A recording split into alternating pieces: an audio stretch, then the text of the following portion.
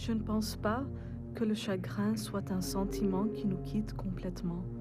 La personne qu'on a perdue continue à nous manquer. Lorsque les drapeaux furent mis en berne le 11 septembre, c'était du déjà vécu pour Charla Costello. L'événement ressemblait trop à une autre attaque qui avait eu lieu une année auparavant sur le USS Cole. C'était comme si je revivais le passé. C'était comme si le moment terrible se répétait à nouveau. Une tragédie, une attaque terroriste contre le USS Cole, au cours de laquelle le mari de Charla perdit la vie. Le Cole se trouvait dans les mers territoriales du Golfe, avec pour mission de renforcer l'embargo imposé par les Nations Unies à l'Irak. Et le 12 octobre, le USS Cole était en train de se ravitailler au Yémen lorsqu'un petit bateau rempli d'explosifs fit sauter une partie du navire. L'explosion tua 17 marins et en blessa 39 autres. Nous avons interviewé Charla juste après cet événement. Lorsque j'ai ouvert la porte, il n'avait pas besoin de m'expliquer, tu sais. J'ai senti, je ne sais pas comment le décrire, comme si une grande chaleur m'avait envahi. Et j'ai eu mal au ventre. Son mari Rich avait été promu à bord du navire quelques semaines auparavant. C'était la raison pour laquelle il se trouvait dans la salle des officiers au moment de l'attaque. S'il n'avait pas été promu, il ne serait pas trouvé là-bas. Aujourd'hui, la plaque qui a survécu à l'attaque n'est que le triste souvenir de cette tragédie et des blessures qu'elle a laissées derrière elle. C'est encore plus difficile pour moi quand je regarde mes enfants, sachant que leur père les aimait beaucoup et que cet amour n'y est plus. Rich fut enterré au cimetière de Arlington aux côtés de ceux qui sont morts pour leur pays. Pour les garçons, c'est un lieu où ils peuvent se souvenir de leur papa.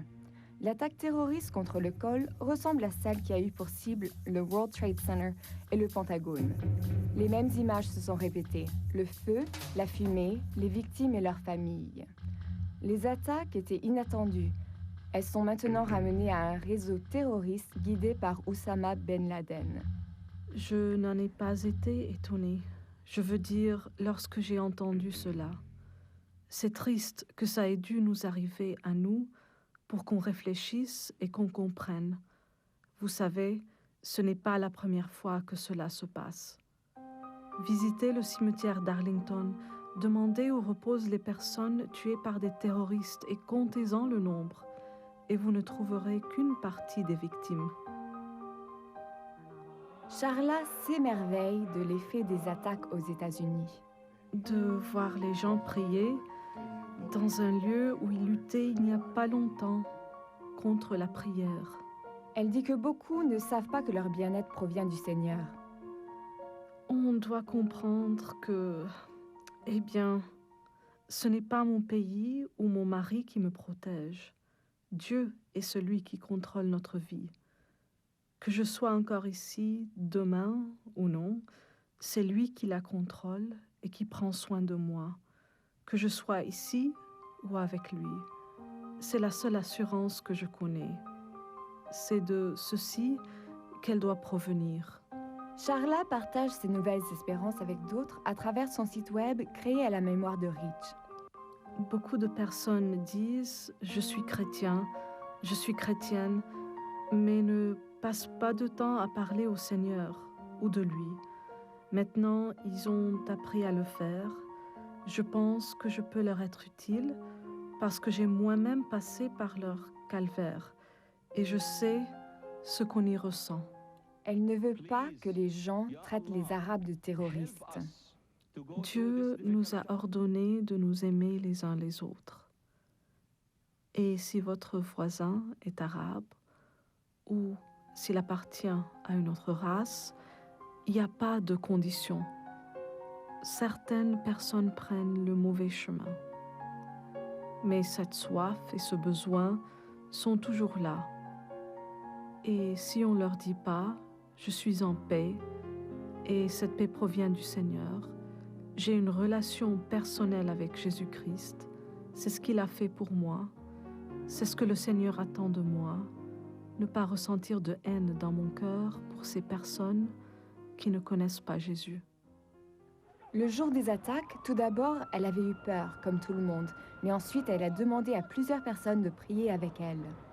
Juste après avoir prié ensemble, j'ai ouvert la Bible. Je l'ai simplement ouverte, juste au début. J'ai pu lire « Demeure ferme et reprends courage ». Je pense qu'à ce moment-là, toute crainte avait disparu. Je veux dire, Dieu nous a commandé de ne pas avoir peur. Il a dit « N'ayez pas peur ». Comment pourrais-je avoir peur si j'ai confiance en lui? C'est ça la foi. Rich fut tuée 2 semaines avant leur 10e anniversaire de mariage.